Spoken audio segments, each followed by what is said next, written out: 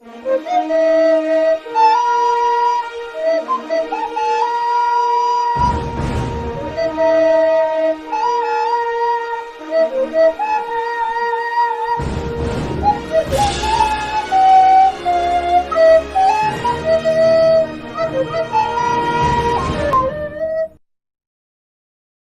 name is Simon, and you're watching OuttaCityLimits. I'm nervous. Really, that whole album, or the whole mixtape or whatever, I had nothing to do with. It was, I was kind of put in there as like an afterthought. You know, they were already making music, and I just started hanging out with them again. They were just like, oh, jump on this, and I was like, okay. And originally, I didn't really want to be a part of OnWestEnd. I still don't really think I am, but they're just like, you're a part. So okay. We started recording music. I really just wanted to make a song with Carlos because I haven't known Carlos that long. We just met like maybe a fuck with us and then we tweaking, ho. Run up on that nigga, get the squeezing, ho. Macaroni and cheese, or a week before Indeed was made, we had just met. Figured it'd be fun to kind of, you know, have the two, like it's like a walk-in. His voice is deep, my voice is high. He raps about gangster shit, I rap about like the most nerdy shit. You know, it's just like it's two contradictions. It's like contradictory, and I just thought it'd be cool to be in a song together. I didn't really like it. I didn't think it was ready to be released. Grace was kind of on everybody's nuts just to like, you know, release it. So Nico just dropped it, and Nico or Sam just dropped it, and like we didn't finish mixing or mastering it, and we didn't, you know, the song was like maybe a third of the way done. I cut your jugular and let your blood touch the floor. Contusion to your brain. Let's go to hell. Welcome to my home on the third floor. There's not really much of a backstory to it. I just met Grace in January, so it's been like maybe like almost a year that I've known Grace, and then we started hanging out with her and all her group of friends or whatever. And I never really talked to Kat that much. I just thought she was cute, just to be a dickhead. I knew it made Grace uncomfortable. Like, it makes her uncomfortable to talk about her friends like that. So like it wasn't really about getting with Kat. It was more just like kind of like piss off Grace. So I was like, Grace, hook it up with Kat or whatever. But Kat's okay. I don't really know her like that. So it's just funny to do it. Kind of like, yeah. So it was just kind of like, I didn't know what to write down, so I just kind of said that off the top of my head. So I was just like, okay. There's a difference between that and then what Carlos did. I just kind of subtly hinted. You know, I just brought her up. I didn't talk about fucking, you know, or nothing. I didn't talk about her ass or nothing. I just said, look it up. I was just like for a rhyme scheme, just, you know, throw it in there, whatever, has a little, you know, has a little thing to it. And then what Carlos did was just took it and just made it vulgar as shit. But the thing is, like, they didn't care that Carlos said it, they just care that I brought it up, so automatically it's like if I said what Carlos said. So like after that song came out, you know, she was like, oh, Simon just wants to fuck me and all this shit, and I was just like, I don't even really want to fuck you, like this is just, you know, for comedic effect. I mean, you know, I'm not gonna say no, I'm just, you know, I'm not gonna be happy about it, but why? Yeah, it was one of those things. It played out very different. I'm definitely kind of still seeing kind of effects of, you know, dropping that, but it was funny to me, and that's, you know, really all I care about. If it's funny, I'll drop it. Starting out, I mean, since a kid, I've always been a class clown. I've always been a class clown and everything. It's kind of whenever I hit puberty, I noticed how annoying it is to be that guy that's always, you know, asking for people to laugh in the middle of class or whatever. So I went from being loud as shit to being really quiet. And from when you're quiet, you actually get to observe a lot of things. And I still like to make people laugh. Originally, I've always wanted to be like, you know, a stand-up comedian and shit like that. But that's different. That's a harder world, you know. All you do is jokes. All you do is jokes, and if people don't laugh, you know, there's no music to kind of cover up. With music, you know, you do it and then you just try to make it sound cool, which, you know, and if people don't feel it, if people kind of don't understand your joke, there's that cool beat in the back, you know, it's kind of like a fallback plan. With stand-up comedy, it's not, it's just all you, 100% pressure's on you to kind of bring it with a joke. So it's my way of kind of doing what I wanted to do, and like music is kind of like a little side kind of thing. I've done everything by myself. Like whenever I started, I didn't know Nico. I was friends with Manny, but he wasn't doing it at the time, and it was just me. I was hanging out with some people, and they were like a breakdance group. I don't know if you remember the Reckless crew. I was hanging out with them. I mean, I didn't really like what they were doing, but they were my friends, so I didn't give a shit. And so they kind of encouraged me, like, you know, you can freestyle.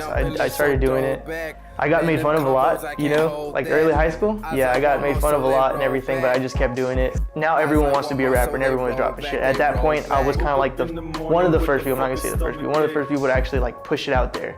So naturally, I mean, I wasn't good. I really wasn't. It was trash. I understand why I was getting made fun of, but it was the first person that actually brought attention to it, like in that high school. So a lot of people just started. There was definitely a lot of love. A lot of girls were actually hitting me up and shit like that. I actually got a lot of attention, but I've noticed that it's not even if you're good at music, it's just the attention that you're getting. You know, women have always been attracted to that. So whatever, it's kind of frustrating, but at that point, I didn't really know anybody, and I was just doing it by myself. I was learning how to do everything by myself. I couldn't stay on beat. And then I met Nico, like way later. And it was me, Nico, and Chance originally. Chance is this guy that we started hanging out with. Yeah, Chance is fucking, you know, that dude actually has something wrong with his head. He's my boy, but he's always been the most socially awkward, you know, just completely saying the wrong thing, wrong time. Chance was awesome. Chance, honestly, at that point, I think he was the best one out of all of us. We made one song, we lost it, but he killed both of us. He's just fucking awesome. I haven't talked to him in a bit. I might message him after this. But after that, I introduced Nico. Nico was really cool. I didn't know he did music, but then I kind of let it slip. And he's like, I do music too, and then he started like that. So it started from me and Chance, and then me, Chance, and Nico, and then Chance moved, so it was me and Nico, and then I stopped making music, and then Chance met Sam, and then, you know, OnWestEnd or whatever. I'm from Gravette, Arkansas. He's from Gravette. Gravette, Arkansas. No one believes me. I mean, I look Texas, right? I look like Texas or Mexico. Like, I get it. I lived in Missouri, a small town called Mill, Missouri. They didn't have a hospital yet, so the closest one was Gravette. So, never been back. Everyone lived in Texas at a time, but whenever Simmons and Tyson and stuff like that, it's like that place is funded by, you know, chicken plants and stuff like that. So at that point, they were paying people to move from Texas to come over here and start working. So that's how my mom and dad, they both came, and then they met, and then accident. But when I first started going to school, I started going to school in Fayetteville, and then I moved to Texas, where it's like Mexican. You know, it's basically Mexico. You know, everybody there spoke Spanish and everything. I was raised in Mill, Missouri, where at that point in time there was very little Hispanic people, so I didn't really have to learn Spanish. So I've had to deal with a lot of kind of like, I wouldn't say racism, but you know, it kind of was. But it wasn't to the point where like, it's nothing like how people, you know, take stuff now. Like everything is racist, and we didn't have like the form of internet that we do now, so I couldn't put anybody on blast. But it went to the point where everywhere I went, I had a translator, and no one asked me if I even knew English. Like every school I started at, everywhere, like as soon as I started, they would read my name. They're like, yeah, we're gonna assign you a translator, ESL classes, the whole thing. You know, we know you don't know English, and then they actually fucking meet me, and he's like, I don't even know Spanish. But yeah, I didn't look at it like as racism, because I didn't know what racism was. I just saw it as a way for me to take advantage of the school system. I mean, I've been coasting my whole life just because people kind of assume something. I was like a mascot. They're like, oh, that's our Mexican dude. And I didn't really care, dude. You know, everyone was letting it slide.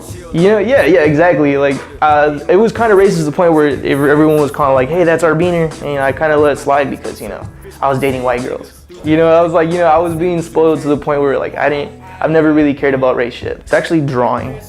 Yeah, like there's a difference between the stitches shit that they do where everything is like super, like everyone pay attention to my art. I've always been very low key, you know, shit, you know. I actually like animating, like, you know, actually making like shit move, like draw and stuff like that. I have like my own sketch pad that I do, and it goes to my laptop, and so you just go keep doing frames. So it's like I make cartoons and shit like that. I'm actually writing. I'm writing a graphic novel. I'm working on it by myself.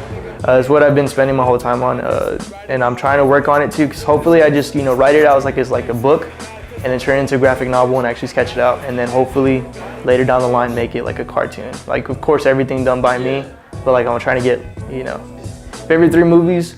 Grosse Point Blank, that was a really good one. Of course, let's see, War on Planet of the Apes, the second one of the reboot. That one's fucking awesome because Koba is a fucking. And then shit, I gotta go. Probably Marvel movies, one of the Marvel movies. I don't know, it's hard for me to decide. Nintendo is the only thing that's been fan servicing.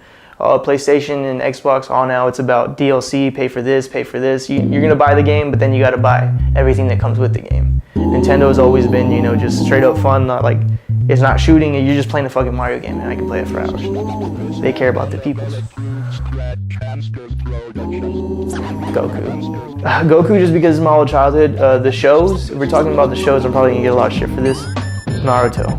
Because if you actually watch Dragon Ball Z now, the dialogue is ass. Like, you know, like there's a bunch of plot holes and shit like that. There's no real character development. If you watch Naruto, there's a bunch of like plots, side plots. There's a climax, you know, all the characters, you know, they have their own specific backstory. There's always tons of shit going on. Chicken plant. No. Pizza Hut. Pizza Hut. I worked at Pizza Hut for a little bit. I was a delivery boy.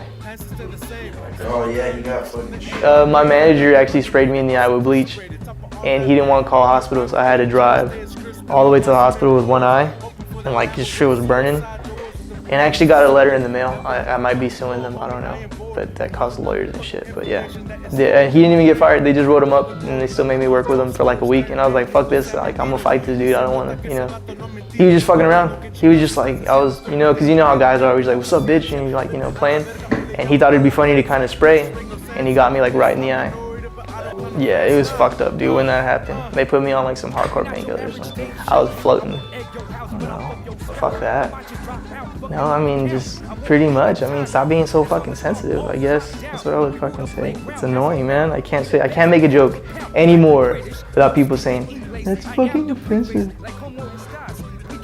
You know what it's like. Stop being pussies, I guess. Do whatever you want. You really don't have to go to college. You don't have to do any of this. It's just what they want you to do. Literally, in the world that we're in right now, you can make money doing anything. You know, even there's so many more new rappers coming out just because of the internet. And there's just all these new mediums and stuff like that where people are doubting that, you know, their own dreams just because, you know, like that it's impossible for me to make money off of that. In this day and age, it really isn't. It's more easier than it's ever been. So stop being a bitch and actually do what you want to do. Well, I'm coming all the time. Yeah, I'm gonna come out the closet pretty soon, guys. You know. See, they're gonna probably put me on blast for that. Like, he's a homophobe. No, it's all right. All my music. I'm not homophobe. My music is gay. You shouldn't. If someone does something wrong, they deserve to be punished. That's just as real as I can put it, as simple as I can put it. Doesn't matter if they're celebrities. Doesn't matter celebrity. Doesn't matter like how much I like the celebrities, like Kevin Spacey, Louis C.K., all them people. They don't get a pass. Damn. So there you have it. Get the fucking cat. I'm gonna touch Manny right now, and then I'm gonna see what he posts about it. You like that? Yeah. Wait till I get wait till I get famous. Wait, I'm right now. One of you is getting your dick touched, and then you can't say nothing until I get famous. But the other one will know. But then the other one will know. The one who I touched isn't gonna say nothing, but then the one who saw is just gonna be like, I can't be quiet anymore. Simon's making millions of dollars. I gotta tell someone that he touched his dick. I need some of that bad. Nah, but then in this day and age, it'll be like, was it consensual? You know, no one will be mad that I touched his dick. They'd just be mad at him for saying some shit. All right, man, get over here. Let's put it on camera right here. That's the only way you can catch me if it's on camera. Damn, this is damn.